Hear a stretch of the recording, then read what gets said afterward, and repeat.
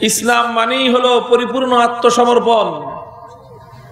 ইসলামের অর্থই হলো আল্লাহ এবং তার রাসূলের নির্দেশের ক্ষেত্রে এক চুল পরিমাণ ছাড় না দেওয়া। ইসলামের অর্থই হলো উদখুলু ফিস সিলমি কাফা ওয়ালা তাত্তাবিউ খুতুওয়াতিশ শাইতান, পরিপূর্ণভাবে ইসলামকে অনুসরণ করা, এক চুল পরিমাণ সেখান থেকে বিচ্যুত হওয়া, এটাই হলো শয়তানের পথ। কাজেই কট্টর পন্থা নাম দিয়ে কোরআন সুন্নাহর সঠিক আদর্শকে কলঙ্কিত করবার এই ষড়যন্ত্র বাস্তবায়িত হতে দেওয়া যায় না। মুহতারাম হাজিরিন, এটার উপর ভিত্তি করে নতুন আরেকটা ষড়যন্ত্র, সেটা হলো ইসলামের সঠিক চিন্তা এবং দর্শনের বিরুদ্ধে একটা অপবাদ দেওয়া হয়। সেই অপবাদের নাম হলো সাম্প্রদায়িকতা এবং অন্যান্য ধর্মাবলম্বীদের প্রতি অসহিষ্ণুতা। ইসলামের সঠিক চিন্তার অধিকারীদেরকে সাম্প্রদায়িক গোষ্ঠী এবং অসহিষ্ণু গোষ্ঠী বলে চিহ্নিত করবার একটা পায়তারা চালানো হয়। মুহতারাম হাজিরিন, আমরা দ্ব্যর্থহীন ভাষায় এই বিষয়গুলোতে আমাদের বক্তব্য জাতির সামনে উপস্থাপন করতে চাই। কথা সংক্ষিপ্ত বলবো, এ কারণেই আমি বলতে চাই, আল্লাহর পয়গম্বরের দুটি হাদিস আমি আপনাদের সম্মুখে পাঠ করেছি। এই দুই হাদিস থেকে সামাজিক জীবনে ইসলামের উদারতা এবং ইসলামের প্রকৃত সম্প্রীতির চিত্র এবং আদর্শ ফুটে উঠবে। ইসলাম এবং মুসলমানেরা অন্যান্য ধর্মাবলম্বীদের প্রতি কি ধরনের মানসিকতা পোষণ করবে, অন্য ধর্মাবলম্বীদের প্রতি ইসলাম এবং মুসলিমদের কেমন মানসিকতা হবে, কেমন আচরণ হবে, তাদের প্রতি দায় দায়িত্বের সীমারেখাটাই বা কি হবে, সে সম্পর্কে আল্লাহর রাসূল সাল্লাল্লাহু আলাইহি ওয়াসাল্লামের আবু দাউদ শরীফের মধ্যে সহিহ সনদের মাধ্যমে বর্ণিত এক হাদিস আমি আপনাদের সম্মুখে পাঠ করেছি। আল্লাহর নবী বলেন, আলা মান যালামা মুআহিদান নাবিন তাকাসাহু আও কাল্লাফাহু ফাওকা তাকাতিহি ফাআনা হাজিজুহু ইয়াউমাল কিয়ামাহ। খবরদার আমার উম্মত, মুসলিম অধ্যুষিত এলাকায় যে সকল অমুসলিমরা সংখ্যালঘু মাইনরিটি হিসেবে বসবাস করবে, তাদের উপর জুলুম করবে না, অন্যায় করবে না, অবিচার করবে না, তাদের প্রাপ্য ন্যায্য অধিকার থেকে কখনো তাদেরকে বঞ্চিত করবে না। যদি আমার কোনো উম্মত এমন ধরনের কাজ করে, কোন সংখ্যালঘু নারী পুরুষের উপর জুলুম করে, অথবা তার প্রাপ্য যথাযথ অধিকার থেকে তাকে বঞ্চিত করে, আর এই অন্যায়ের বিরুদ্ধে দুনিয়ার কোনো আদালত যদি বিচার নাও করতে পারে, দুনিয়ার কোনো শাসক গোষ্ঠী যদি তাকে বিচারের কাঠগড়ায় উপস্থিত নাও করতে পারে, ফানা হাজিজুহু ইয়াউমাল কিয়ামাহ, আমি শাফিউল মুজনিবিন মুহাম্মদুর রাসূলুল্লাহ সাল্লাল্লাহু আলাইহি ওয়াসাল্লাম আমার সেই উম্মতের বিরুদ্ধে কিয়ামতের কঠিন ময়দানে আল্লাহ পাকের সুপ্রিম ইনসাফের আদালতে বাদী হয়ে তার বিরুদ্ধে বিচার দায়ের করব। দিস ইজ ইসলাম। এটা হলো ইসলাম, আর এটা হলো ইসলামের মানবতাবাদী আদর্শ। ইসলামের মহান প্রবর্তক মহানবী মুহাম্মদ আরবি সাল্লাল্লাহু আলাইহি ওয়াসাল্লাম অন্যান্য ধর্মাবলম্বী সংখ্যালঘু বিজাতিদের প্রতি যে উদারতার প্রদর্শন করেছেন, তাদের জান মাল ইজ্জত আব্রু সহ তাদের জীবনের প্রতিটি মৌলিক অধিকারকে যেভাবে নিশ্চিত করেছেন, চ্যালেঞ্জ করে বলতে পারি, এর দৃষ্টান্ত এবং এর উপমা পৃথিবীতে আর কোনো মতবাদ দেখাতে পারবে না। মুহতারাম হাজিরিন, এটা শুধুমাত্র ইসলামের কেবলমাত্র থিওরি নয়, এটা শুধু ইসলামের মুখের কথা নয়, আমরা ঐতিহাসিকভাবে প্রমাণ করে দিতে সক্ষম। ইসলাম এবং আল্লাহর পয়গম্বরের বক্তব্য যেমন, ইসলামের থিওরি যেমন, ইসলামের মতবাদ যেমন, বিগত ১৫০০ বছর ধরে এটাই ইসলামের প্র্যাকটিস, বিগত ১৫০০ বছর ধরে এটাই ইসলামের বাস্তব ইতিহাস। যুগে যুগে ইসলাম এবং ইসলামী শাসন ব্যবস্থা এবং মুসলিম জাতি তারা অন্যান্য ধর্মাবলম্বীদের প্রতি এবং তাদের এলাকায় বসবাসরত সংখ্যালঘুদের প্রতি এমন উদারতাই প্রদর্শন করে এসেছে, এমন সম্প্রীতির নজির কায়েম করে এসেছে। তাদের মানবিক মৌলিক অধিকারগুলোকে এভাবেই তারা জীবন দিয়ে হলে বাস্তবায়ন করে এসেছে। ইতিহাসের ছোট্ট উদ্ধৃতি দিতে চাই। সে যুগের ইতিহাস এ যুগের ইতিহাস একাকার করে প্রমাণ হয়ে যাবে ইনশাআল্লাহ যে ইসলামই হলো শ্রেষ্ঠ সম্প্রীতির ধর্ম। খলিফাতুল মুসলিমিন ওমর বিন খাত্তাব রাদিয়াল্লাহু তাআলা আনহুর যুগের ইতিহাস কিতাবগুলোর মধ্যে, ইতিহাসের পাতার মধ্যে লেখা। ফাতেহে মিসর আমর বিন আস রাদিয়াল্লাহু আনহু যখন মিশর বিজয় করলেন, মিশরের গভর্নর নিযুক্ত হলেন। একদিন দেখলেন যে মিশরের হাজার হাজার মানুষ একটি সুন্দরী যুবতী রমণীকে সাজিয়ে গুছিয়ে কোথাও যেন নিয়ে যাচ্ছে। জিজ্ঞাসা করলেন আমর বিন আস, কি ব্যাপার, কোথায় তোমরা যাও? মিশরের জনগণ জবাব দিল, মিশর হলো কৃষি প্রধান এলাকা, কৃষি কাজের উপর এই এলাকার মানুষের জীবন জীবিকা নির্ভরশীল। আর ফসল ফলাতে হলে পানির প্রয়োজন, সেচ দিতে হবে, সেচ ছাড়া ফসল হবে না। এ পানি আসবে হলো নীল দরিয়া থেকে, নাহারে নীল থেকে। সেই নীল দরিয়া শুকিয়ে গেছে, এক ফোঁটা পানি নাই। নীল দরিয়ায় পানি আনতে হলে আমরা সেই ব্যবস্থা করতে যাচ্ছি। কিভাবে ব্যবস্থা করবা? দরিয়া আমাদের উপর নারাজ হয়ে গেছে, আমাদের উপর নাখোশ হয়ে গেছে। এখন দরিয়াকে খুশি করতে হবে। আর এই দরিয়াকে খুশি করবার জন্য একজন সুন্দরী যুবতী কুমারী মেয়েকে সাজিয়ে গুছিয়ে নিয়ে যাচ্ছি। একে আমরা দরিয়ার কাছে ভোগ দিব, দরিয়ার সামনে বলি দিব। আর তার পবিত্র রক্তে দরিয়ার মাটি যখন সিঞ্চিত হবে, তখন দরিয়া আমাদের উপর খুশি হয়ে আমাদেরকে পানির স্রোত বইয়ে দিবে। মুহতারাম হাজিরিন, বলল যে এটাই আমাদের সংস্কৃতি, এটাই আমাদের কালচার।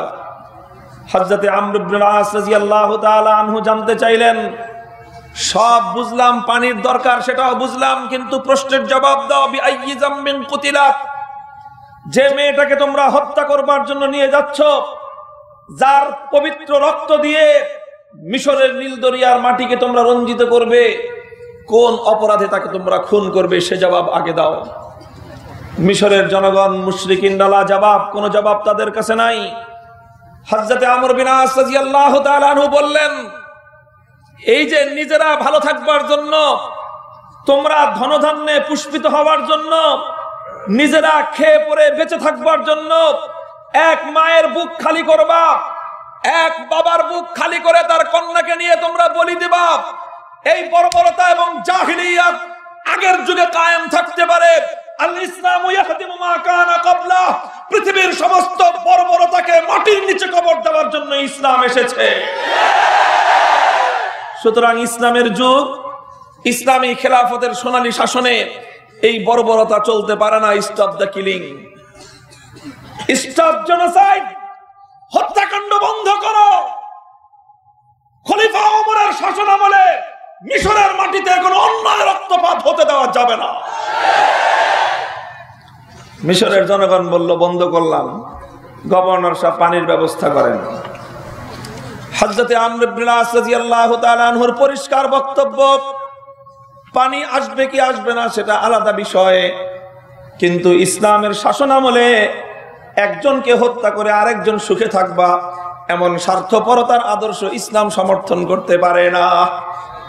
ইসলামের বিধান পরিষ্কার, আন্নাহু মান কাতালা নাফসান বিগাইরি নাফসিন আও ফাসাদিন ফিল আরদি ফাকান্নামা কাতালান নাস জামিয়া ওয়া মান আহইয়াহা ফাকান্নামা আহইয়ান নাস জামিয়া।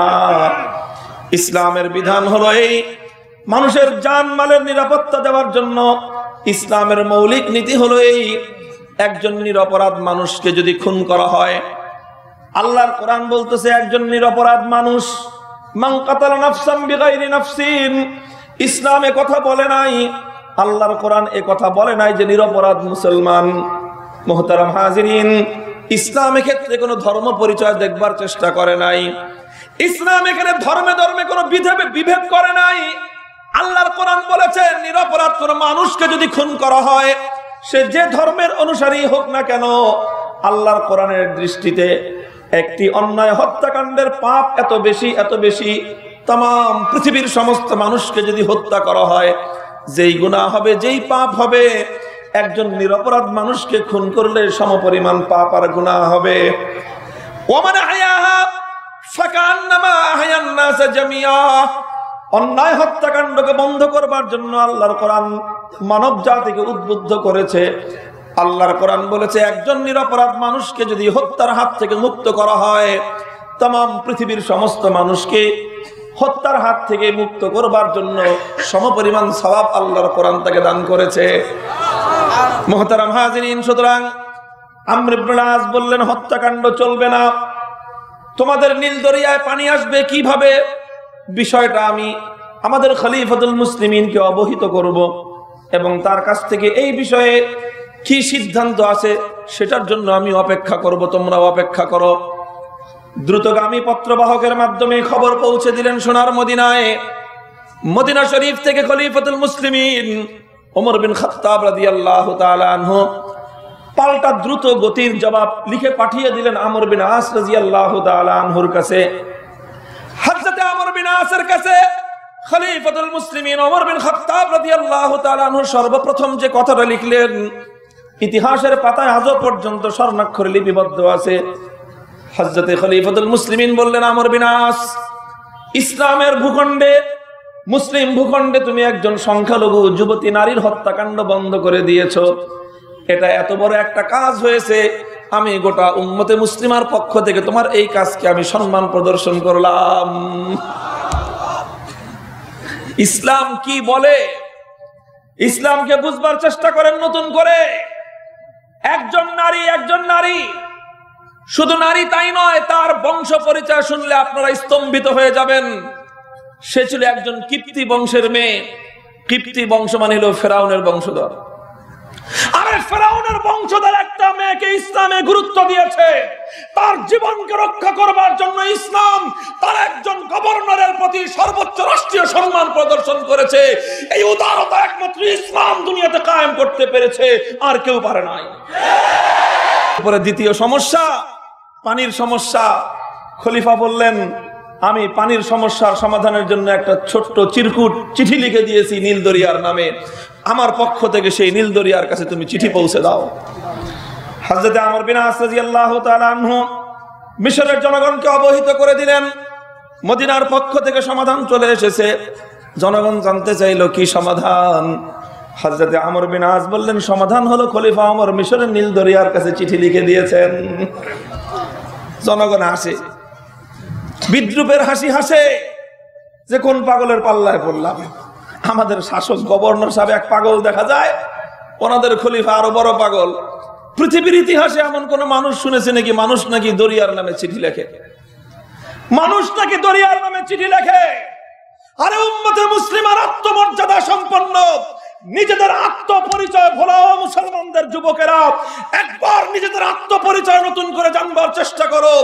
আমি আর তুমি কাদের উত্তরসূরি, তাদের পরিচয় এবং তাদের ইতিহাস জানবার চেষ্টা করো। আমরা তো সে জাতির সন্তান যারা সোনার মদিনায় সালার তটের উপর বসে দুনিয়ার বড় বড় সমুদ্র আর নদীর কাছে রাষ্ট্রীয় ফরমান প্রেরণ করতেন।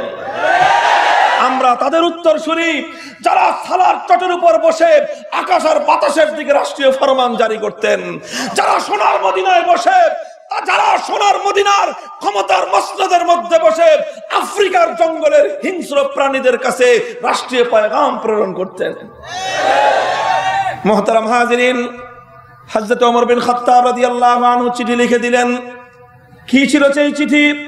ইতিহাসের পাতার মধ্যে হযরত ওমরের সেই চিঠির ভাষা আজও পর্যন্ত স্মরণের অক্ষরে লিখিত আছে।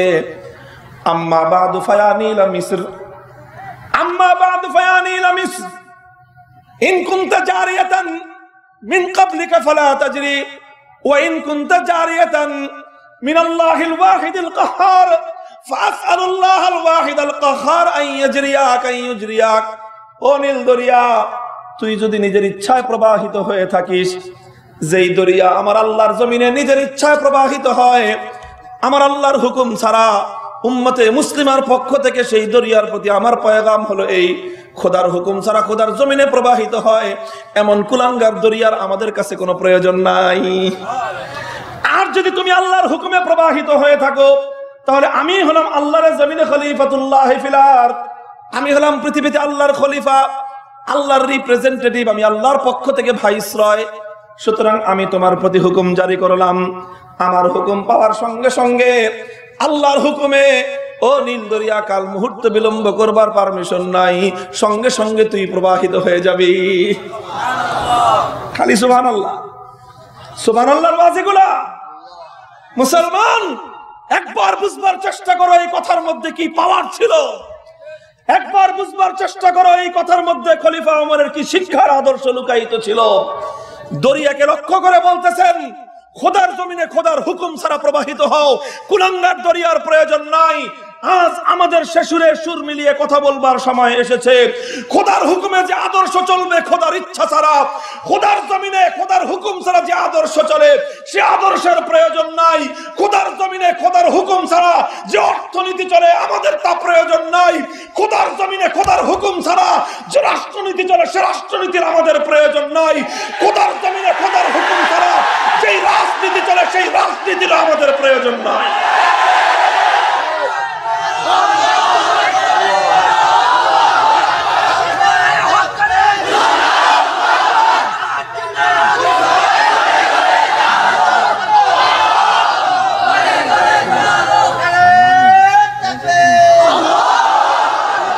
মুহতারাম হাজিরিন, কথার শিক্ষা গ্রহণ করতে হবে।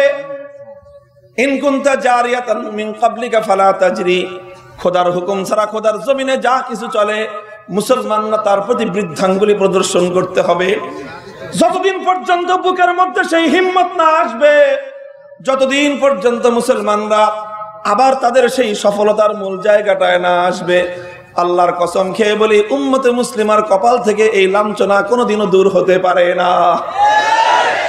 খলিফা ওমরের পক্ষ থেকে চিঠি নিয়ে চললেন আমর ইবনে আস। মিশরের জনতা, লাখো লাখো জনতা পিছনে ছুটলো তামাশা দেখবার জন্য। খলিফা ওমরের চিঠি পাওয়ার পর নীল দরিয়ার কি প্রতিক্রিয়া তৈরি হয়, ইতিহাস লেখে। হযরতে আমর ইবনে আসের পক্ষ থেকে পত্রবাহক ফেটে চৌচির হওয়া চৈত্র মাসের প্রচন্ড খরার মতো মিশরের নীল দরিয়ার শুকনো মাটির বুকের উপর রেখে আসলো আল্লাহর নাম করে খলিফা ওমরের পয়গাম। ও দোস্ত, সময় লাগে নাই, মুহূর্ত বিলম্ব হয় নাই, এখনো পর্যন্ত পত্রবাহক ভালো করে উপরে উঠে আসতে পারে নাই। মুহতারাম হাজিরিন, লাখো মানুষের প্রত্যক্ষ দৃষ্টিকে সাক্ষী রেখে ইতিহাসের অনন্য নজির স্থাপিত হলো। বাঁধ ভাঙ্গা জোয়ারের মতো স্রোতের পানি বইতে আরম্ভ করলো। 1 ফিট 2 ফিট নয়, 17 হাত পানি প্রবাহিত হতে আরম্ভ করলো। বাঁধ ভাঙলো, স্রোত বইলো, আজও বইলো, কালও বইলো। 1500 বছর পর্যন্ত নীল দরিয়ার পানি বইতেছে। গঙ্গা শুকিয়ে যায়, যমুনা মরে যায়, পদ্মায় চর পড়ে, নীল দরিয়ার পানির মধ্যে কোনোদিন সংকট তৈরি হয় নাই। আরেকজন ওমর তৈরি হন বাংলাদেশে। ভারতের কাছে দাবেদারি করতে হবে না, একজন ওমর তৈরি হন, একটা হুঙ্কার ছাড়েন, পদ্মা, মেঘনা, গঙ্গা, যমুনার পানি কিয়ামত পর্যন্ত বন্ধ করে রাখার হিম্মত কারো হবে না। সরকারের বিরুদ্ধে কথা কওয়া নিষেধ, কব না, খুব ভালো করে বুঝবেন। মুহতারাম হাজিরিন, এগুলো এই কথা নয়, এগুলো এই কথা নয়। আমরা বলতে চাই, ইসলামের ইতিহাস থেকে, ইসলামের ইতিহাস থেকে নিজেদের পাও, নিজেদের মাটির উপর দাঁড়িয়ে কথা বলবার হিম্মতটুকু অর্জন করতে পারি কিনা আজকে আমরা। এতটুকু যদি হয়ে যায়, আমাদের তো ক্ষমতার কোনো দরকার নাই। হাফিজ হুজুর রহমতুল্লাহ আলাইহি বলতেন, আমরা যে সালার চটের উপর আছি, সেটার নিচে তো 7 রাজ্যের চেয়ে বেশি শান্তি আছে। এই শান্তি ছেড়ে আমরা কেন ক্ষমতায় যাব? দরকার আমাদের তো নাই। তোমরা যারা চালাও, হাফিজ হুজুর রহমতুল্লাহ আলাইহি তাদের কাছে খালি খোলা চিঠি লিখতেন, বলতেন, বাড়া, তুই আমার পোলার বয়সী, তুই আমার মেয়ের বয়সী, তুই আমার নাতিনের বয়সী, তোমরাই রাষ্ট্র চালাও, তোমরাই ক্ষমতার ভোগ করো, তোমরাই শাসন চালাও, কিন্তু শুধুমাত্র একবার খলিফা ওমরের মতো হিম্মত নিয়ে মাথা উঁচু করে কথা বলবার শেখো। কথা বলতে গেলে কেঁচো খুঁড়তে সাপ বের হয়ে আসে। কথা তো বলতে হুজুরা নিষেধ করছেন, কিন্তু কাহা তাক না থেকে না বলে থাকবো আমরা, কতটুকু না বলে থাকবো। আজকে বাংলাদেশে মাননীয় প্রধানমন্ত্রী, আপনি তো আমার হাফিজ হুজুরে নানা বলেন, আমি দাদা বলি, আপনি নানা বলেন, পার্থক্য তো খুব বেশি না। হাফিজ হুজুরের সন্তানদেরকে আমি চাচা বলি, আপনি মামা বলেন, এই তো পার্থক্য।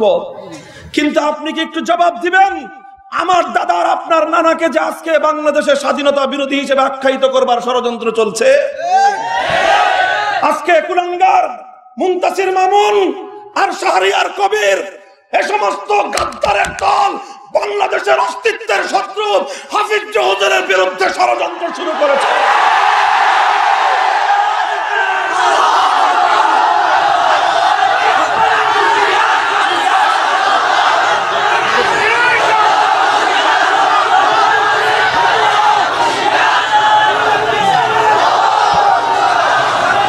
বাংলাদেশের মুক্তিযুদ্ধের ইতিহাস কিছু পড়াশোনা আমরাও করেছি। বাংলাদেশের মুক্তিযুদ্ধের সময়কালীন হাফিজ হুজুর রহমতুল্লাহ আলাইহির বাণী, তার বক্তব্য আজও পর্যন্ত ইতিহাসের কিংবদন্তি হয়ে আছে। হাফিজ হুজুর বলেছিলেন, বাংলাদেশের 1971-এর মুক্তিযুদ্ধ জালিমের বিরুদ্ধে মজলুমের লড়াই।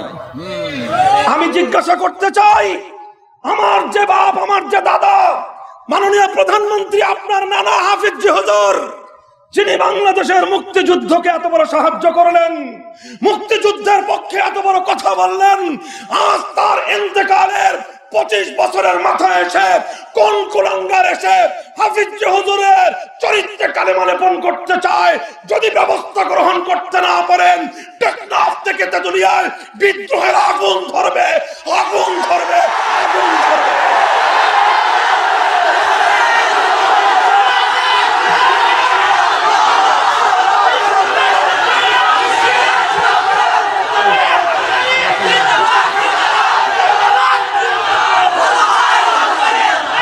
মুহতারাম হাজরিন, আমরা বঙ্গবন্ধুকে শ্রদ্ধা করি, আমরা স্বাধীনতার স্থপতি বঙ্গবন্ধুকে সম্মান জানাই। আমরা বিশ্বাস করি যারা বঙ্গবন্ধুর দল করেন তাদের কাছে অন্তত তিনি অত্যন্ত মহান সম্মানিত আসনে অধিষ্ঠিত, তার অমর্যাদা আপনারা বরদাস্ত করতে পারেন না। যারা বিএনপি করেন তারা মরহুম প্রেসিডেন্ট জিয়াউর রহমানের কোন ধরনের অবমাননা সহ্য করতে পারেন না। আমরা আপনাদের এই হৃদয়ের দুর্বলতার জায়গাটাকে শ্রদ্ধা জানাই, এজন্য আমরা এদেরকে নিয়ে কখনো টানাহেচড়া করি না। কিন্তু মনে রাখবেন, আপনাদের কাছে বঙ্গবন্ধুর যে আসন, আপনাদের কাছে জিয়াউর রহমানের যে আসন, আমাদের বুকের মধ্যে হাফিজ হুজুরের জন্য তার চেয়ে কিঞ্চিত কম পরিমাণ আসন। কাজেই বাংলাদেশে হাফিজ হুজুরকে অপমান করবার নাম, হাফিজ হুজুরকে নিয়ে কোন ধরনের ছিনিমিনি খেলবার পরিণাম ভালো হওয়ার কোনো কারণ নাই, কোনো কারণ নাই। যদি দেশটাকে অশান্ত করতে না চান, যেই কুলাঙ্গাররা হাফিজ হুজুরের বিরুদ্ধে ষড়যন্ত্র শুরু করেছে, ওদের বিরুদ্ধে ব্যবস্থা গ্রহণ করেন।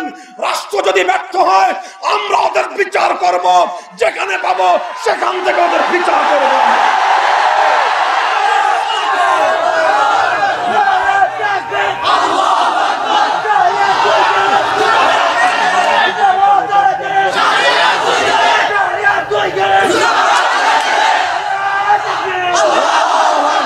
কিছু কিছু জায়গা আছে, এ জায়গায় কোনো কনসেশন চলে না, কোনো আপোষ চলে না। বঙ্গবন্ধুর ব্যাপারে আপনারা আপোষ করেন না। হাফিজ হুজুর বাংলাদেশের স্বাধীনতা উত্তরকালে ইসলামী আন্দোলনের রূপকার। হাফিজ হুজুর আমাদের পূর্বপুরুষ। হাফিজ হুজুর তো সেই মানুষ যার কোল থেকে জন্ম নিয়েছে শাইখুল হাদিস। হাফিজ হুজুর তো সেই মানুষ যার ঘর থেকে জন্ম নিয়েছে মুফতি আমিনী। হাফিজ হুজুর তো সেই মানুষ যার খানকা থেকে জন্ম নিয়েছে পীর সৈয়দ ফজলুল করিম চরমনাই। হাফিজ হুজুর তো সেই মানুষ যার কাছ থেকে জন্ম নিয়েছে দেশের হাজারো আলেম ওলামা। কথা ঠিক না বেঠিক? মনে রাখেন, এই জায়গাটায় যদি ঢিল দিতে আসেন, এই জায়গায় যদি ঢিল দিতে আসেন, খোদার কসম খেয়ে বলি, মৌচাকের টাকের মধ্যে ঢিল মেরে কেউ কোনোদিন নিরাপদে ঘরে ফিরতে পারে নাই। হাফিজজির গায়ে যদি আঘাত করা হয়, আমরা আমাদের জীবনের পরোয়া করব না। বাংলাদেশে রক্তক্ষয় হবে, রক্তস্নাত যুদ্ধ শুরু হয়ে যাবে। মুহতারাম হাজিরিন, মাফ করবেন আমাকে, আমি নিজেকে শান্ত রাখতে পারি নাই, আমি নিজেকে স্থির রাখতে পারি নাই। আবার বলছি, হাফিজ হুজুর রহমতুল্লাহ আলাইহির ব্যাপারে কোন ধরনের কটূক্তি, কোনো অসম্মানজনক আচরণ আমরা বরদাস্ত করতে পারবো না। আমাদেরকে মাফ করবেন, আমরা সহ্য করতে পারবো না। আমরা কোত্থেকে কোথাকার পানি কোথায় গড়ায় সেটা আমিও বলতে পারবো না। আমার ধারণা বাংলাদেশে গৃহযুদ্ধ শুরু হয়ে যেতে পারে। আল্লাহ পাক দেশটাকে হেফাজত করুন। যেই কুলাঙ্গাররা হাফিজজির বিরুদ্ধে কথা বলেছে ওদের হাতগুলো আমরা পেলে ভেঙে টুকরো করে দেব। দেশের অখণ্ডতা আমরা রক্ষা করব, দেশের স্বাধীনতা, দেশের অস্তিত্ব, দেশের শান্তি শৃঙ্খলাকে রক্ষা করবার জন্য এদেশের ওলামায়ে কেরাম ভূমিকা পালন করবে ইনশাআল্লাহ। মুহতারাম হাজিরিন, বলতেছিলাম অন্য কথা। হযরতে ওমর ইবনুল খাত্তাব রাদিয়াল্লাহু তাআলা আনহুর চিঠি পেয়ে মিশরের নীল দরিয়ায় পানি প্রবাহিত হতে আরম্ভ করলো। ও দোস্ত, বলার কথা ছিল ইসলাম কিভাবে সংখ্যালঘুদের অধিকার কায়েম করেছে। ফেরাউনের সন্তান একটা কুমারী মেয়ে, সে মেয়ের জীবন রক্ষা করবার জন্য ইসলাম এতটুকু দায়িত্ব পালন করেছে, তার গভর্নরকে সর্বোচ্চ রাষ্ট্রীয় সম্মান প্রদর্শন করা হয়েছে।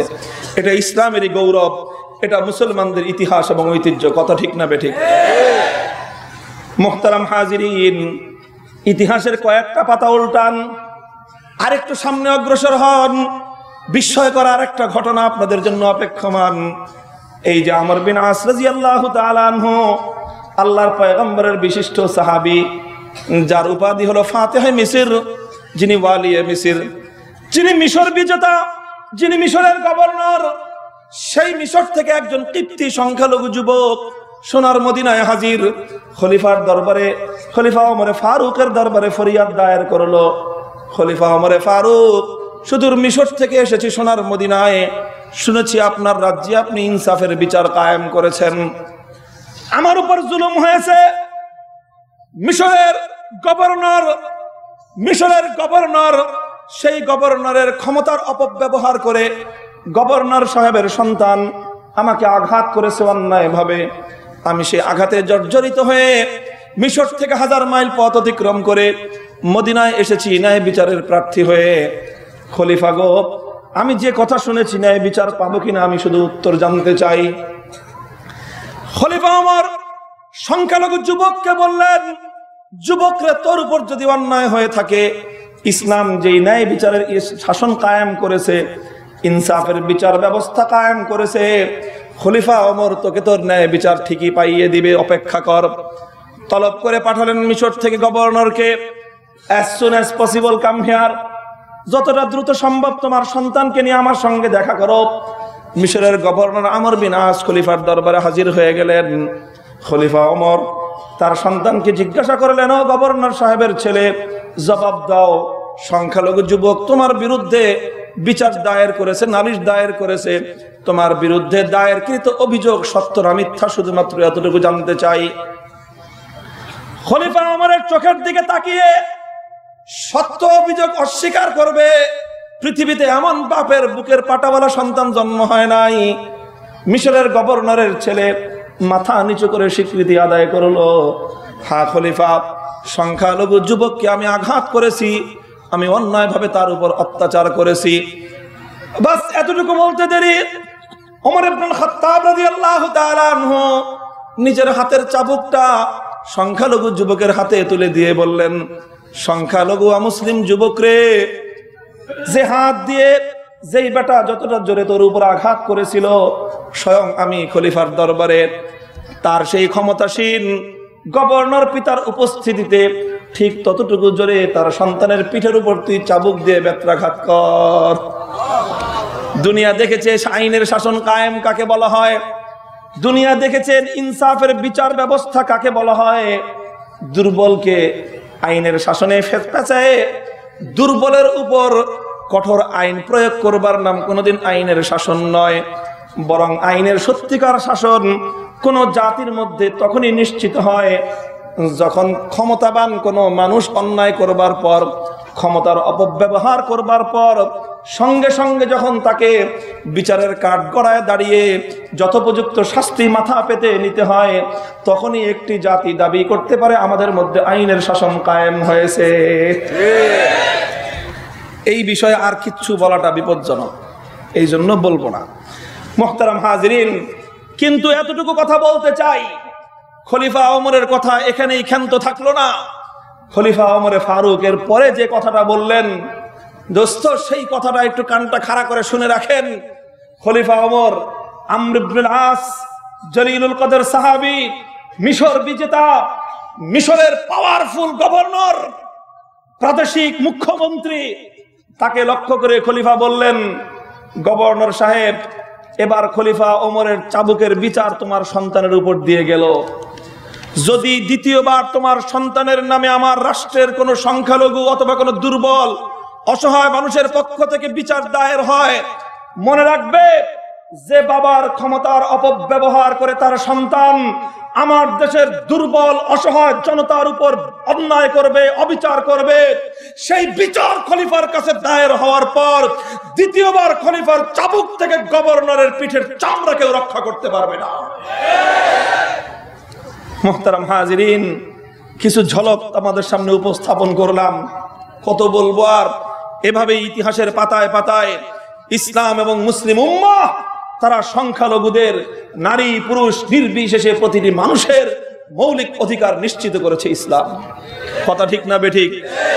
ইতিহাসের ধারা আজও পর্যন্ত বহমান।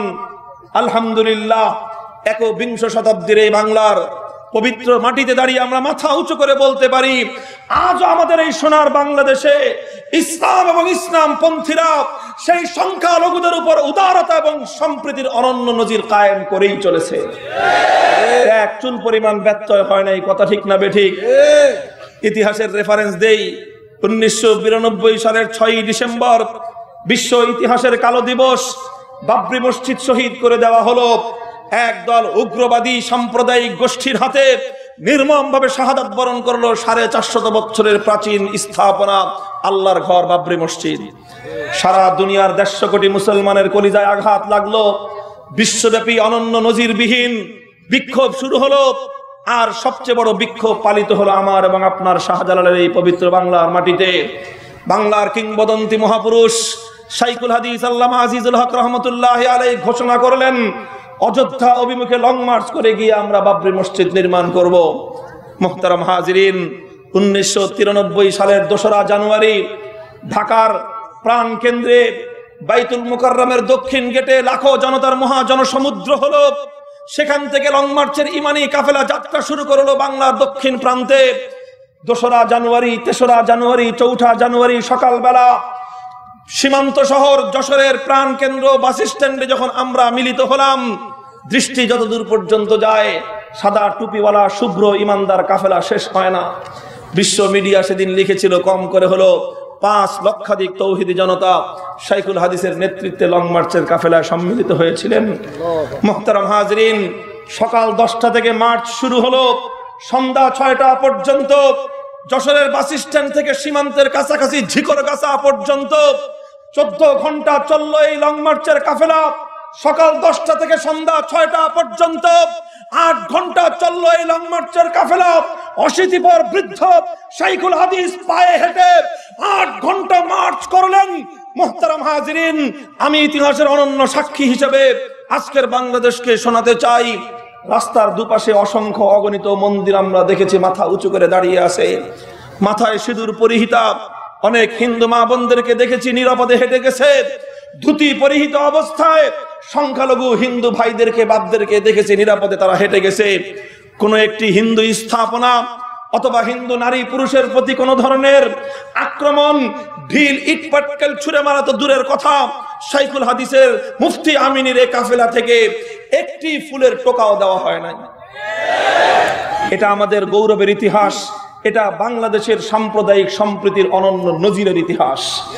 আগামী দিনের সাম্প্রদায়িক সম্প্রীতির ইতিহাস দেখতে হলে যদি লং মার্চের ইতিহাস না লেখা হয়, তাহলে এ জাতি তার শ্রেষ্ঠ সন্তানদের সঙ্গে গাদ্দারি করবে, বিশ্বাসঘাতকতা করা হবে। ইনশাআল্লাহ যদি সুযোগ পাই, বাংলাদেশের আমার স্কুল কলেজের মাদ্রাসার ছাত্রদের পাঠ্য পুস্তকের মধ্যে সম্প্রীতির নজির স্থাপন করবার জন্য শাইখুল হাদিসের ইতিহাস সৃষ্টিকারী লং মার্চকে আমরা পাঠ্য পুস্তকে অন্তর্ভুক্ত করে দেব ইনশাআল্লাহ। আমাদের সন্তানরা শিখবে তাদের পূর্বপুরুষেরা চূড়ান্ত উত্তেজনার সময়ও কি করে সম্প্রীতির আদর্শ কায়েম করেছিল। আমার আজও কর্ণকুহরে ভাসে শাইখুল হাদিসের সেই অমর ঘোষণা, তিনি বলেছিলেন ঢাকার বাইতুল মোকাররমে, তিনি বলেছিলেন যশোরের কেন্দ্রীয় বাস স্ট্যান্ডের 5 লক্ষ জনতার জন্য সমুদ্রে বলেছিলেন আমাদের সংগ্রাম উগ্রবাদী সাম্প্রদায়িক সেই গোষ্ঠীর বিরুদ্ধে যারা বাবরি মসজিদকে শহীদ করেছে। কিন্তু পক্ষান্তরে বাংলাদেশে যে সকল সংখ্যালঘুরা বসবাস করে, বাংলাদেশে যে সকল হিন্দুরা বসবাস করে, তারা তো বাবরি মসজিদ ভাঙ্গে নাই, তারা কোনো অন্যায় করে নাই। সুতরাং তাদের বিরুদ্ধে আমাদের কোনো বিক্ষোভ নাই, কোনো আন্দোলন নাই, বরং তারা হলো এ মাটিতে আল্লাহ এবং তার রাসূলের পক্ষ থেকে আমাদের হাতে আমানত। তো দিয়েছিলেন ওলামায়ে কেরামকে, খবরদার কোন অপশক্তি যেন কোন হিন্দুর বাড়িঘর লুটপাট করতে না পারে, কোন হিন্দুদের দোকানপাটে যেন তারা অগ্নিসংযোগ করতে না পারে, কোন হিন্দুদের উপাসনালয় মন্দিরের মধ্যে যেন আক্রমণ করতে না পারে। সেজন্য প্রশাসনের পাশাপাশি ওলামায়ে কেরাম যেন দায়িত্ব পালন করে। তার সেই আহ্বানে রাতের অন্ধকারে এদেশের ইমাম সাহেবান মুসল্লিদেরকে নিয়ে, এদেশের মাদ্রাসার ওলামায়ে কেরাম তাদের ছাত্রদেরকে নিয়ে বাংলার প্রত্যন্ত অঞ্চলে রাত জেগে হিন্দুদের পাড়া মহল্লা আমরা পাহারা দিয়েছিলাম। সেই ইতিহাস আমরা ভুলে যাই নাই। আমি দেখাতে চাই এভাবেই মুসলমানেরা সাম্প্রদায়িক সম্প্রীতির নজির কায়েম করে চলেছে। কথা ঠিক না বেঠিক? সাম্প্রতিক সময় আপনারা জানেন ব্রাহ্মণবাড়িয়ার নাসিরনগরে রসরাজ নামে এক হিন্দু যুবক মুসলমানদের পবিত্র কলিজার টুকরা আল্লাহর ঘরকে সীমাহীন কটূক্তির মাধ্যমে খোদার ঘরের উপর, বাইতুল্লাহর উপর, 250 কোটি মুসলমানদের কলিজাটা আল্লাহর ঘর, সেই আল্লাহর ঘরের উপর তাদের শিব মূর্তি বসায়ে মুসলমানদের 250 কোটি মুসলমানদেরকে চরমভাবে লাঞ্ছিত করেছে, তাদের কলিজার মধ্যে খুর দিয়ে আঘাত করেছিল। কথা ঠিক? লম্বা কাহিনী। এরপরে ব্রাহ্মণবাড়িয়া উত্তাল হলো, গোটা বাংলাদেশে বিক্ষোভ হলো। কিন্তু আলহামদুলিল্লাহ ব্রাহ্মণবাড়িয়ার জামিয়া ইউনুসিয়া সহ, ভাদুঘর মাদ্রাসা সহ ব্রাহ্মণবাড়িয়ার ওলামায়ে কেরাম বিক্ষুব্ধ তাওহীদি জনতাকে সম্প্রীতির সবক দিয়েছেন, নিয়ন্ত্রণ করেছেন। তাদেরকে বলেছেন খবরদার, বিক্ষোভ করব, প্রতিবাদ করব, অন্যায়ের বিচার চাইব, কিন্তু কোন নিরপরাধ সংখ্যালঘুর বাড়ি ঘরে যেন আক্রমণ না করা হয় সেদিকে সজাগ তারা খেয়াল রেখেছেন। এটা শুধু আমাদের কথা নয়, বাংলাদেশের মাননীয় আইজিপি শহীদুল হক সাহেব বাংলাদেশের সমস্ত মিডিয়ার কাছে তিনি স্পষ্ট ব্রিফিং করেছেন। ভিডিও ফুটেজের দ্বারা প্রমাণ হয়েছে, আমার কথা নয়, পুলিশের আইজিপির কথা। ভিডিও ফুটেজ দিয়ে দেখা গেছে সংখ্যালঘুদের বাড়ি ঘরে যারা নির্যাতন করেছে, কোন দাড়িওয়ালা হুজুর তো দূরের কথা, সাপ্তাহিক টুপিওয়ালা কোন মুসল্লিও ছিল না। এটা আমার কথা নয়, আপনারা পত্রিকা খুলুন, নভেম্বর মাসের পত্রিকা, বাংলাদেশের পুলিশের আইজিপির বক্তব্য এটা ছিল। কোন টুপিওয়ালা হুজুর, কোন দাড়িওয়ালা হুজুরও ছিল না, টুপিওয়ালা কোন মুসল্লিও ছিল না। স্পষ্ট হয়ে গেছে, থলের বিড়াল বেরিয়ে গেছে, কারা সংখ্যালঘুদের উপর নির্যাতন চালায়। রাতের অন্ধকারে কালনাগিনী হয়ে সবল মারো, দিনের বেলায় ওঝা হয়ে ঝাড়তে আসো, আর আমার দেশটাকে বিশ্ব দরবারে সাম্প্রদায়িক বাংলাদেশ বলে আখ্যায়িত করে বাংলার গৌরব তোমরা ধ্বংস করতে চাও। ভণ্ডামের নাটক আমরা বুঝি। খবরদার, দেশের বিরুদ্ধে কোন ষড়যন্ত্র ওলামায়ে কেরাম বরদাস্ত করবে না। এই অপশক্তি যারা সংখ্যালঘুদের উপর নির্যাতন করে, তাদের একটা একটাকে ধরে তাদের মুখোশ জাতির সামনে উন্মোচন করতে হবে। এই কথাটা জোর দিয়ে আমি এজন্য বলতেছি, আমার আশঙ্কা অতীতের অভিজ্ঞতার আলোকে যে কোনো মুহূর্তে আবার বাংলাদেশে এমন একটা পরিস্থিতি তৈরি হতে পারে। আজ আপনারা জানেন, আলোচনার শেষ প্রান্তে আমি বলবো সে কথা, রোহিঙ্গার মুসলমানদের উপর, আরাকানের মুসলিমদের উপর বার্মায় ইতিহাসের নজিরবিহীন সমস্ত রেকর্ড ভঙ্গকারী গণহত্যা এবং বর্বরতা চলতেছে। বিশ্ব ইতিহাসে এর কোনো নজির খুঁজে পাওয়া যায় না। এটার প্রতি আজকে আস্তে আস্তে সারা পৃথিবীর মুসলিমরা প্রতিবাদী হচ্ছে, বিশ্বের মানবতাকামী মানুষদের দৃষ্টি আবদ্ধ হচ্ছে। হয়তো শেষ পর্যন্ত এই ঘটনাটাকে আড়াল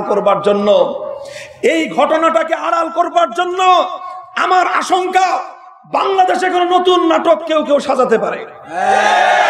আপনারা হয়তো দেখতে পারেন কোন একদিন রাতের বেলায় ঘুম থেকে উঠে ভোরবেলা দেখবেন চিহ্নিত কিছু মিডিয়া বড় অক্ষরে লাল কালিতে ছাপাবে, অমুক এলাকার দুর্গম পাহাড়ে বৌদ্ধদের প্যাগোডার উপর আক্রমণ হয়েছে।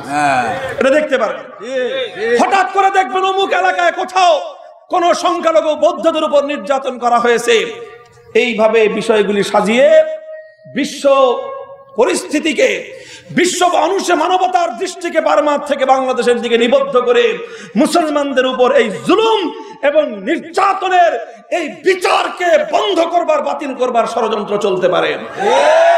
এই জন্য আমরা আগাম সতর্কবাণী উচ্চারণ করতেছি। আমার মুসলমান ভাইরা, ওলামায়ে কেরাম, মুসল্লি ভাইরা, দিন দরদি মাদ্রাসার ছাত্র বন্ধুরা সজাগ থাকতে হবে। আমাদের দেশে সংখ্যালঘু যারা বসবাস করে, হিন্দু হোক, বৌদ্ধ হোক, খ্রিস্টান হোক, উপজাতি হোক, তাদের প্রত্যেকের জানমাল, তাদের ব্যবসা বাণিজ্য, তাদের ধর্মীয় উপাসনালয়গুলোকে নিরাপদ রাখবার জন্য যে কোনো ত্যাগ এবং কোরবানি করতে আমাদেরকে প্রস্তুত থাকতে হবে। কথা ঠিক? মুহতারাম হাজিরিন, এতক্ষণ পর্যন্ত একটা সাবজেক্ট গেল, আরেকটা কথা সংক্ষিপ্ত ভাবে বলবো। সংখ্যালঘুদের অধিকার নিয়ে দীর্ঘ কথা বললাম, যেন এটা নিয়ে আর নতুন করে নাটক না সাজানো হয়, এটা নিয়ে যেন পানি ঘোলা করে বাংলাদেশের ভাবমূর্তি ক্ষুণ্ণ করবার জন্য অপচেষ্টা সফল না হয়। কথা ঠিক না বেঠিক? আপনারা সজাগ থাকবেন তো ইনশাআল্লাহ? মুহতারাম হাজিরিন, সংখ্যালঘুদের উপর যে ইসলাম এত মহান দায়িত্ব দিয়েছে, অন্য ধর্মাবলম্বীদের জানমালের নিরাপত্তা কায়েম করবার জন্য যে ইসলাম এত বড় আদর্শ স্থাপন করেছে, সারা দুনিয়ার মুসলমানদের প্রতি কি ইসলাম আমাদেরকে কোনো দায়িত্ব দেয় নাই? আপনাদের কি ধারণা? উম্মতে মুসলিমার প্রতি, মুসলিম নরনারী পৃথিবীর যে কোনো প্রান্তেই থাকুক, তাদের প্রতি আমাদের কোনো দায়িত্ব আর কর্তব্য ইসলাম দিয়েছে কিনা কি মনে হয়? আল্লাহর নবীর হাদিস আমি পাঠ করেছি। রাসূল আকরাম সাল্লাল্লাহু আলাইহি ওয়াসাল্লাম ইরশাদ করেছেন, মাসালুল মুমিনিনা ফি তাওয়াদ্দিহিম ওয়া তারাহুমিহিম কামাসালি জাসাদিন ওয়াহিদ। तमाम পৃথিবীর সমস্ত মুসলমানেরা তাদের পারস্পরিক সম্পর্ক এবং বন্ধনের দিক থেকে তারা একটি মানব দেহের ন্যায়। কিসের ন্যায়? একটি মানব দেহের ন্যায়। ইনিশতাকা উযবুন তাদাআ লাহু সাইরুল জাসাদি বিসসাহরি ওয়াল হুম্মা। গোটা দেহের মধ্যে কোনো একটি অঙ্গের উপর যদি আঘাত লাগে, গোটা দেহের মধ্যে কোনো একটি অঙ্গ যদি আক্রান্ত হয়ে যায়, তাহলে সেই আক্রমণ, সেই আঘাতের বেদনা শুধু সেই অঙ্গের মধ্যেই সীমাবদ্ধ থাকে না, বরং সেই আঘাতের বেদনা গোটা দেহের মধ্যে ছড়িয়ে পড়ে। কথা ঠিক না বেঠিক? আল্লাহর পয়গম্বর বলেছেন, এমনই হলো উম্মতে মুসলিমা। 250 কোটি মুসলমান একটা দেহের ন্যায়। এ দেহের যে কোনো জায়গায় আঘাত লাগবে, গোটা উম্মতের মধ্যে সেই বেদনা ছড়িয়ে পড়তে হবে। উম্মতের ফিলিস্তিনের গায়ে যদি আঘাত লাগে, तमाम পৃথিবীর উম্মতে মুসলিমা বেদনায় নীল হতে হবে। উম্মতের আরাকানের, রোহিঙ্গার, বার্মার মুসলমানদের উপর যদি আঘাত হানা হয়, গোটা দুনিয়ার উম্মতে মুসলিমা ব্যথায় কাতর আর অস্থির হয়ে পড়তে হবে। যদি এই অস্থিরতা হয়, তবেই মনে করতে হবে তুমি মুসলমান। আর যদি তোমার মধ্যে আমার মধ্যে সে অস্থিরতা না আসে, তাহলে বুঝতে হবে তুমি ইসলামের নামে ভণ্ড ছাড়া কিছুই না। মুহতারাম হাজিরিন, কাজী আজ আমি বলতে চাই, আজকে বার্মায় রোহিঙ্গার মুসলমানদের উপর যে অকথ্য বর্বর নির্যাতন চলছে, এই পরিস্থিতিতে শাহজালালের পবিত্র বাংলার 15 কোটি মুসলমানের কোনো দায় দায়িত্ব আছে না নাই? শাইখুল হাদিস রহমতুল্লাহ আলাইহি বলতেন, সোনার মদিনা থেকে সবুজ বাংলা 6000 কিলোমিটারের দূরত্ব। সেই মক্কা মদিনা থেকে ইসলাম, আল্লাহর কোরআন এদেশে কিভাবে আসলো? প্রশ্ন উত্থাপন করে তিনি নিজেই দৃষ্টান্ত দিতেন। এক দেশ থেকে আরেক দেশে শত শত মাইল কচুরি পানাও ভেসে যায়। তবে ভেসে যাওয়ার জন্য নদীর স্রোতের প্রয়োজন হয়, খাল বিলের স্রোতের প্রয়োজন হয়। স্রোতে ভাসতে ভাসতে কচুরি পানাও এক দেশ থেকে আরেক দেশে চলে যায়। এরপরে তিনি বলতেন, ইসলামও এভাবে সোনার মক্কা মদিনা থেকে সবুজ এই বাংলায় ভেসে এসেছে। তবে কোন সমুদ্রের পানির স্রোত নয়, কোন নদীর পানির স্রোতের উপর দিয়ে নয়, বরং ইসলাম ভেসে এসেছে ইসলামের জন্য আত্ম উৎসর্গকারী মুজাহিদিন ইসলামের বুকের তাজা রক্তের স্রোত বেয়ে এসেছে। কে দিয়েছিল সেই রক্তের স্রোত? ইতিহাস পড়ুন, 7ম শতাব্দীর ইতিহাস। 7ম শতাব্দীতে এই ভারতের ঐতিহ্যবাহী ভারতবর্ষের নগরী সিন্ধু প্রদেশ, সিন্ধুতে দেবল রাজ্য নামে একটা রাজ্য কায়েম ছিল। সেই দেবল রাজ্যে একজন দস্যু রাজা ছিল, তার নাম ছিল রাজা দাহির।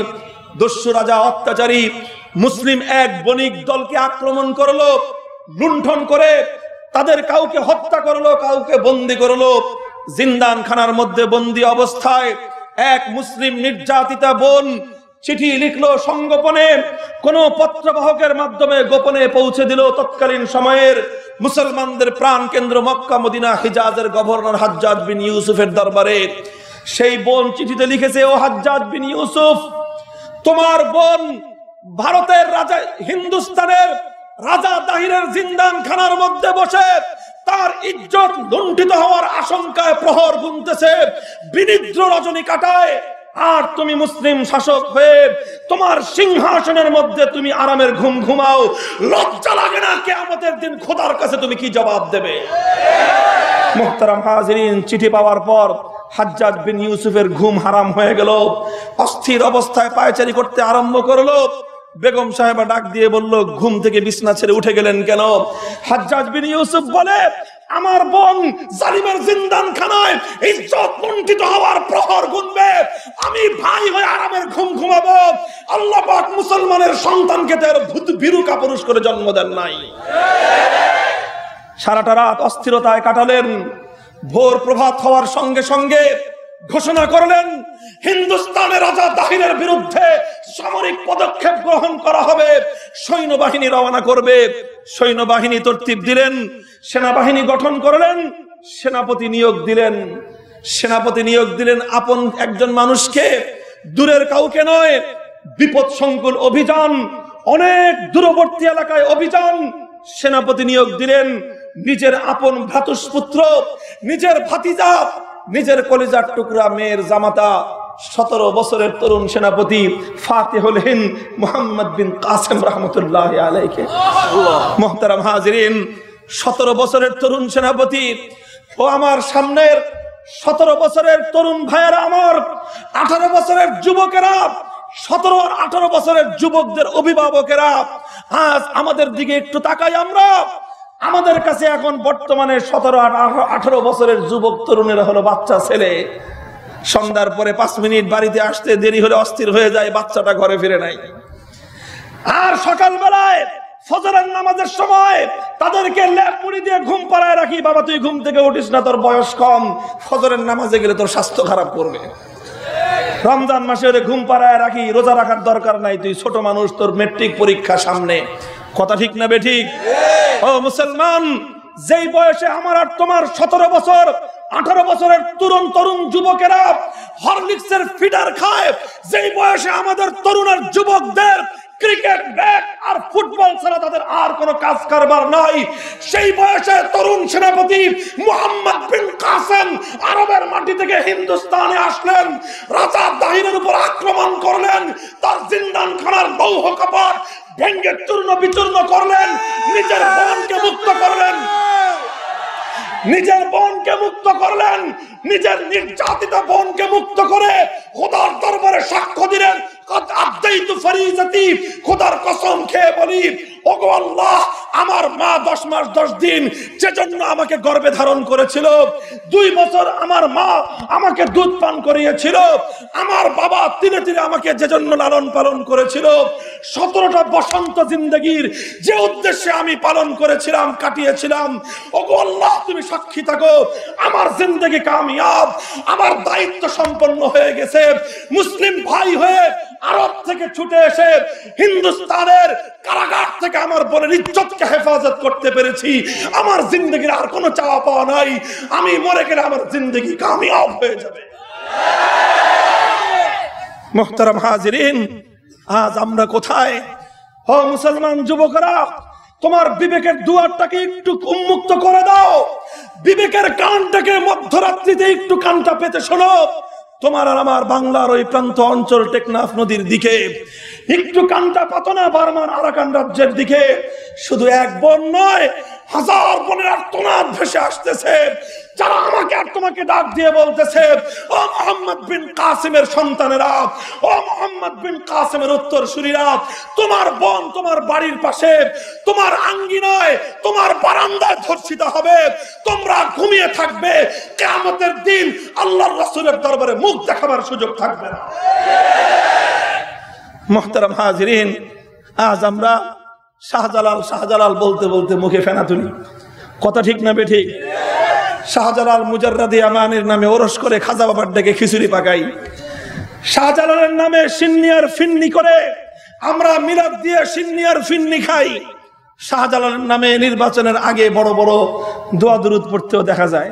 কথা ঠিক না বেঠিক? নির্বাচনের আগে সব দেখা যায় শাহজালালের দরগায় হাজির। ও দোস্ত, আমরা বলতে চাই, শাহজালাল মুজাররদি আমানি বাংলাদেশে রাজনীতির হাতিয়ার হয়ে আসেন নাই।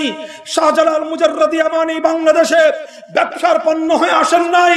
শাহজালাল মুজাররদি আমানি আমার এই সোনার বাংগ এলাকায় অরসের ধান্দাবাজির পণ্য হয়ে আসেন নাই। শাহজালাল মুজাররদি আমানি এদেশে খিচুড়ি খাওয়ার জন্য আর সিন্নি ফিন্নি বিতরণ করবার জন্য আসেন নাই।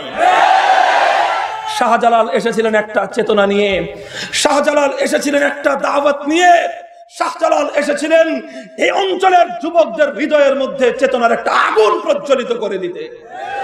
ইতিহাসের পাতা উল্টান, এই বাংলাদেশের পূর্বাঞ্চল সিলেটে গৌর গোবিন্দের অত্যাচারের রাজত্ব কায়েম হয়েছিল। বুরহানুদ্দিন নামে এক মুসলিম যুবকের ঔরস জুড়ে আল্লাহ পাক এক সন্তান দান করলেন। সন্তানের জন্মগ্রহণে আনন্দিত হয়ে আল্লাহর পয়গম্বরের সুন্নত পালন করলেন, গরু জবেহ করে আকিকা করলেন। সংবাদটা পাওয়ার সঙ্গে সঙ্গে অত্যাচারী গৌর গোবিন্দ মুসলিম যুবক বুরহানুদ্দিন তার সন্তান সহ সদ্য প্রসূত সন্তান সহ গ্রেফতার করে নিয়ে গিয়ে শুধুমাত্র খোদার জমিনে আল্লাহর পক্ষ থেকে বৈধকৃত পশু গরু জবেহ করবার অপরাধে যে হাত দিয়ে গরু জবেহ করেছিলেন সেই হাতকে কেটে টুকরো করে দিল। আর এর চেয়ে বড় নির্মম এবং এর চেয়ে পাষণ্ড যে কর্মকাণ্ড পরিচালনা করলো, যে নিষ্পাপ সন্তানের ভূমিষ্ঠ হওয়ার সুবাদে তার গরু জবেহ করে আকিকা করা হয়েছিল, সে সন্তানকে তার পিতার সামনে ধারালো তরবারি দিয়ে দুটুকরো দ্বিখণ্ডিত করে হত্যা করা হয়েছিল। মুহতারাম হাজিরিন, পিতার সামনে তার সন্তানের এমন নির্মম পরিণতি, বুরহানুদ্দিনের কলিজা ফেটে যায়। সে পাগল হয়ে উম্মাদের মতো ঘুরতে থাকে। ঘুরতে ঘুরতে চলে যায় দিল্লিতে। দিল্লির সিংহাসনে তখন আলাউদ্দিন শাহ নামে একজন ন্যায়পরায়ণ শাসক অধিষ্ঠিত ছিলেন ক্ষমতায়।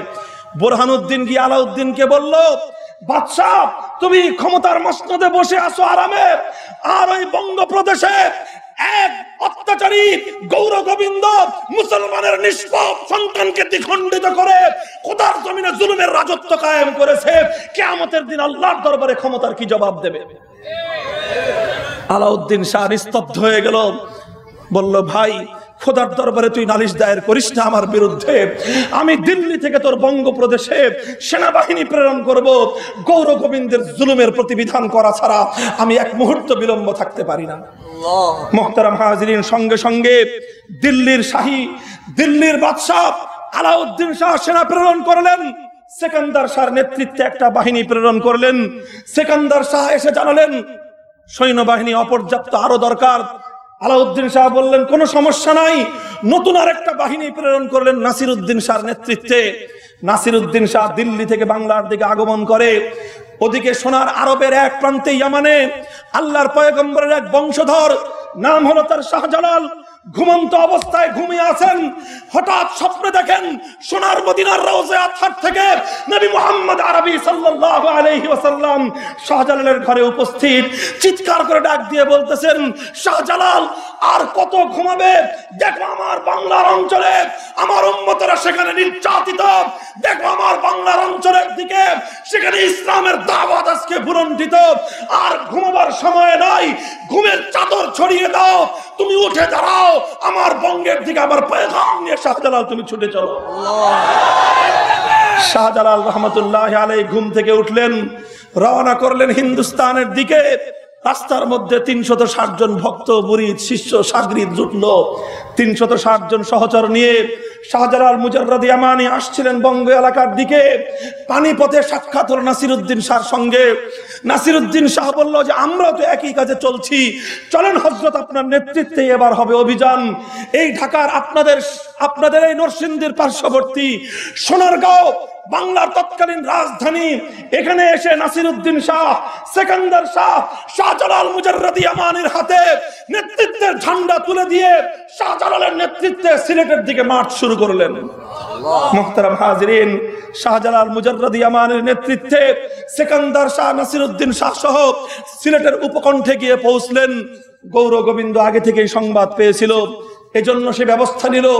কোনোভাবেই যেন সুরমা নদীর উন্মত্ত তরঙ্গমালার গতি স্তব্ধ করে শাহজালাল মুজাররাদে ইয়ামানি যেন সিলেটে প্রবেশ করতে না পারেন।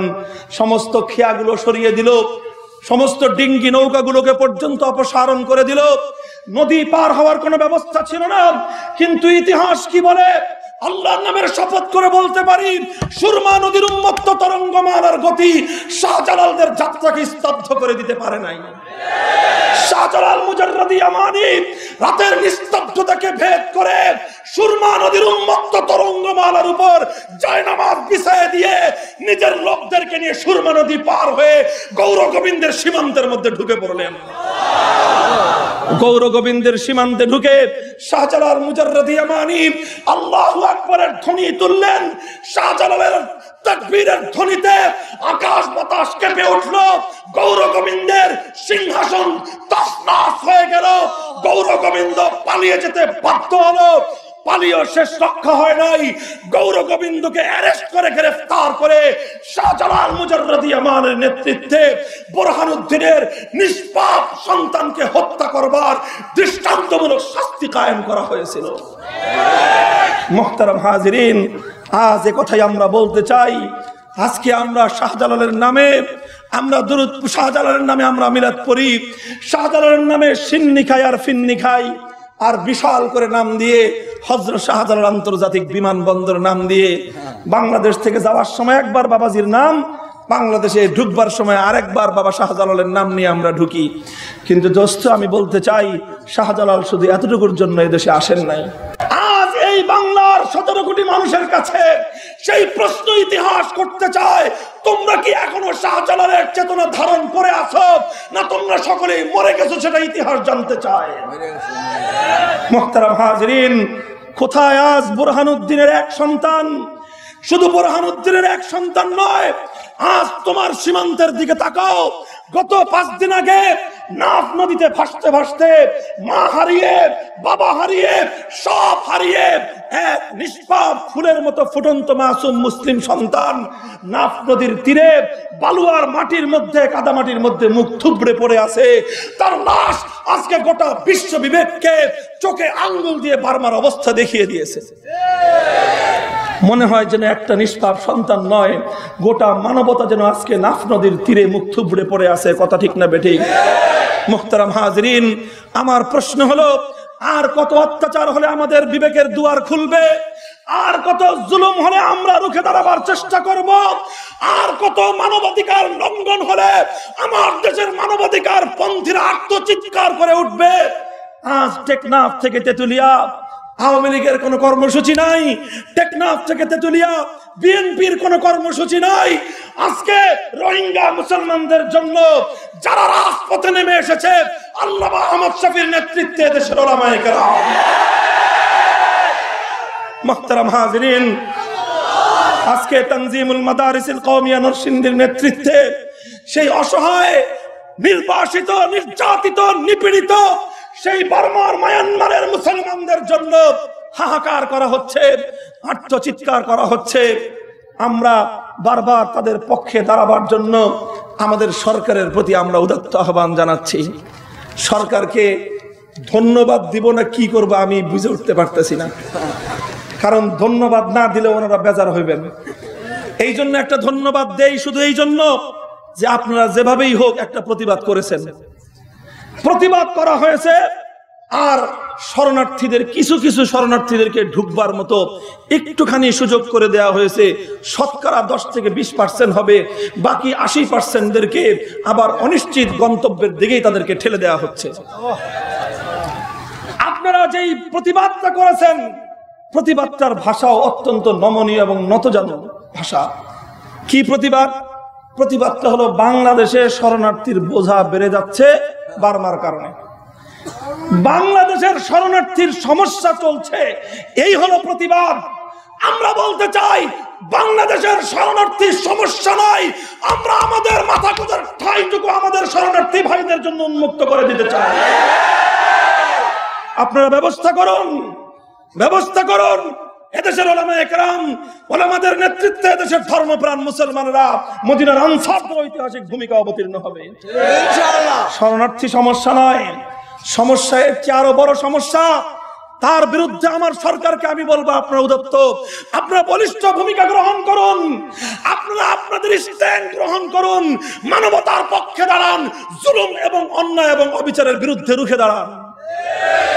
একটু মনে করুন ৪৫ বছর আগের ইতিহাস। ১৯৭১ সালে আমরাও তো এরকমই নির্যাতিত ছিলাম, কথা ঠিক? ১৯৭১ সালে আমরা নির্যাতিত ছিলাম।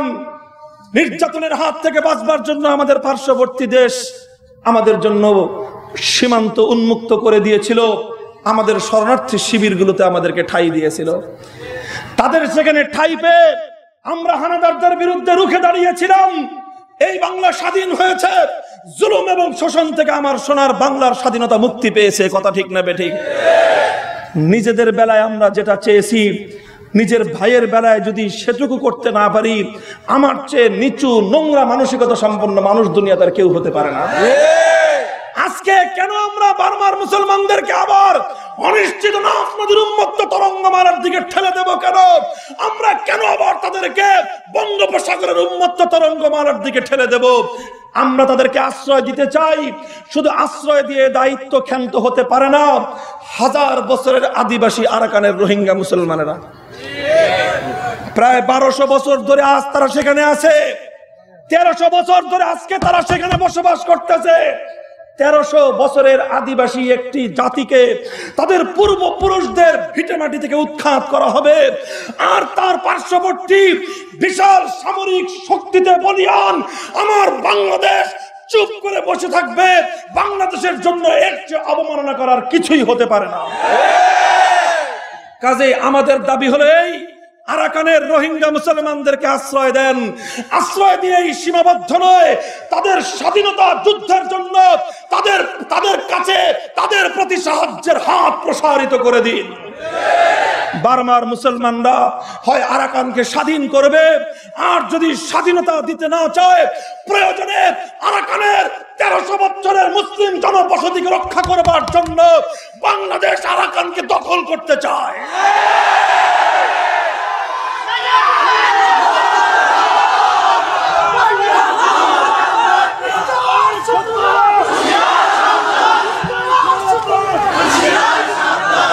সর্বশেষ কথা হলো আমাদের, সুতরাং নতজানু দুর্বল কোনো ভূমিকা আমরা দেখতে চাই না। আমরা আমাদের প্রধানমন্ত্রীকে সর্ব জায়গায় একজন সিংহ মানবী হিসেবে আমরা দেখতে পাই। আমেরিকাকেও পরোয়া করেন না, ইউরোপকেও পরোয়া করেন না। আমাদের তো এটা নিয়ে গর্ব করতে মনে চায় যে রোহিঙ্গা ইস্যুতেও তিনি কারো রক্তচক্ষুকে উপেক্ষা করবেন না। আমরা চাই প্রতিবাদী ভূমিকা পালন করুন, সাহসী ভূমিকা পালন করুন। এই আরাকানের মুসলমানদের পক্ষে, বার্মার রাখাইন সাম্প্রদায়িক গোষ্ঠীর বিরুদ্ধে এবং বার্মার সামরিক জান্তার বিরুদ্ধে গোটা বিশ্ব বিবেককে জাগ্রত করে তুলুন। ওআইসিতে বিচার দায়ের করে মুসলমানদেরকে নিয়ে ময়দানে নামুন, জাতিসংঘকে বাধ্য করুন এবং বাধ্য করে বার্মার সামরিক এই স্বৈরাচারী শক্তির বিরুদ্ধে বিশ্বব্যাপী অর্থনৈতিক অবরোধ আরোপ করুন। আর শুধু এই দুর্বল কোন প্রতিবাদ নয়, চলতি জাতীয় সংসদে বার্মার মায়ানমার সরকারের বিরুদ্ধে সর্বোচ্চ নিন্দা প্রস্তাব গ্রহণ করুন। আমরা সীমান্তকে মর্যাদা দিতে চাই। আধুনিক রাষ্ট্র ব্যবস্থায় সীমান্তের অনেক গুরুত্ব আছে। এই জন্য ভারত, বাংলাদেশ আর বার্মার মধ্যখানের যে সীমান্ত, এই সীমান্তটাকে আমরা যে কোনো মূল্যে রক্ষা করতে চাই। কিন্তু একটা কথা শুনে রাখেন, সীমান্ত রক্ষা হবে, সীমান্তের মর্যাদা থাকবে, কিন্তু যেই সীমান্ত মানবতার আর্তনাদ শুনতে পায় না, যেই সীমান্ত মানুষের হাহাকার শুনতে পায় না, যেই সীমান্ত মানুষকে মানুষ বলে চিনতে পারে না, সেই সীমান্তকে আমরা ভেঙে গুড়িয়ে দিতে চাই, ভেঙে গুড়িয়ে দিতে চাই।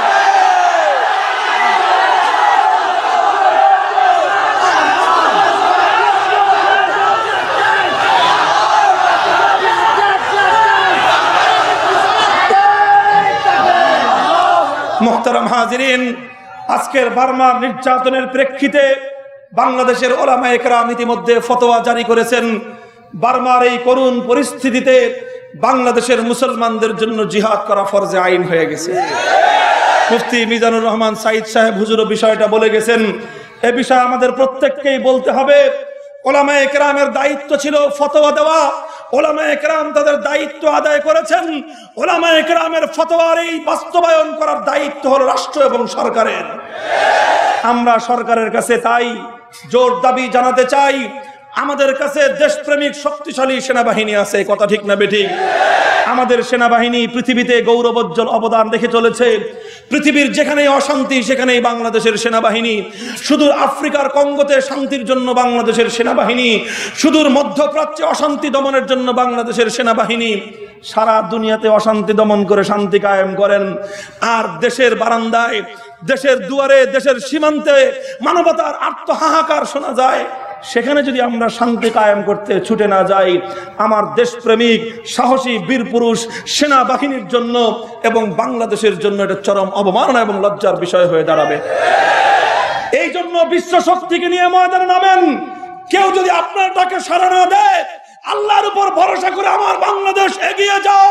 বাংলাদেশের সেনাবাহিনীকে নিয়ে আমাদের সরকার প্রধান ওলামায়ে কেরামের পক্ষ থেকে জিহাদের ফতোয়া বাস্তবায়ন করবার জন্য সরাসরি সামরিক হস্তক্ষেপ, যুদ্ধের ঘোষণা চাই, যুদ্ধের ঘোষণা চাই।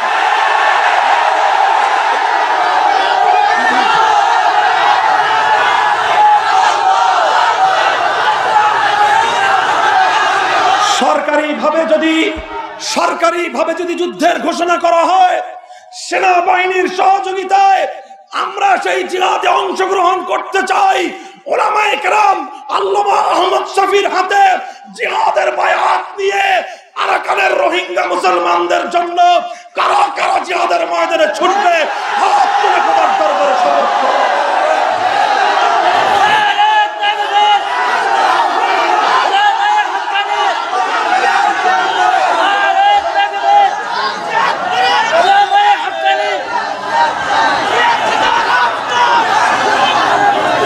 আল্লাহ পাক রব্বুল আলামিন কবুল করেন। আমরা আমাদের দেশকে, আমাদের দেশের শাসক বর্গকে বলতে চাই, সত্যের পক্ষে মাথা উঁচু করে দাঁড়ান, বুক ফুলিয়ে কথা বলেন, জনগণ ইনশাআল্লাহ সাথে থাকবে, কথা ঠিক না বেঠিক? ইনশাআল্লাহ আল্লাহ পাক রব্বুল আলামিন আপনাদের হিম্মতকে বৃদ্ধি করে দেন। এদেশের মানুষ মুসলমানদেরকে শাহজালাল এবং মুহাম্মদ বিন কাসিমের সেই ঐতিহ্যের ধারাবাহিকতা কিয়ামত পর্যন্ত জীবন দিয়ে হলেও রক্ষা করবার তৌফিক দান করেন। ওয়া আখিরু দাওয়ানা আলহামদুলিল্লাহি রাব্বিল আলামিন। আসসালামু আলাইকুম ওয়া রাহমাতুল্লাহ।